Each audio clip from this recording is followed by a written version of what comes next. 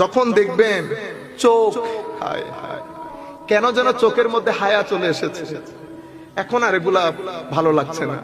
কানের মধ্যে কেন যেন কেউ গালিগালাজ গীবত করলে কেমন যেন গুটগুটে একটা খারাপ লাগে, তখন আপনি বুঝবেন আপনি রুহের গ্রামে চলে এসেছে।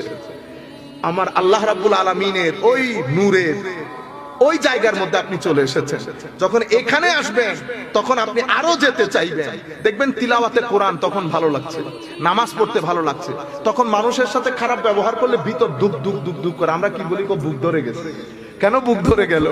কারণ আপনি এমন একটা জিনিস করছেন যেটা আপনার মন পছন্দ করে না, সেই কারণে আপনার বুকটা ধরে গেছে। তো এই জায়গার মধ্যে আসতে হলে এটা ধরে রাখতে হলে, কারণ এটা তো কণ্টকাকীর্ণ রাস্তা।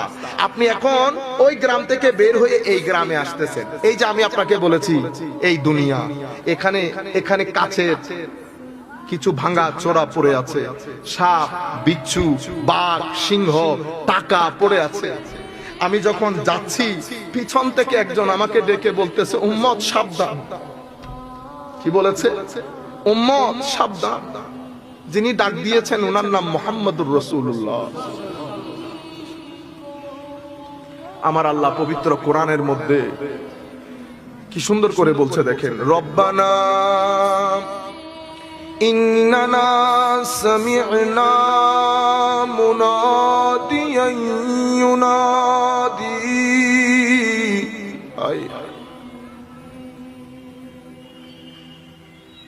আমার নবী সাল্লাল্লাহু আলাইহি ওয়াসাল্লাম, আমরা রাস্তা কেমনে পার হব, কেমনে পার হব, কেমনে পার হব?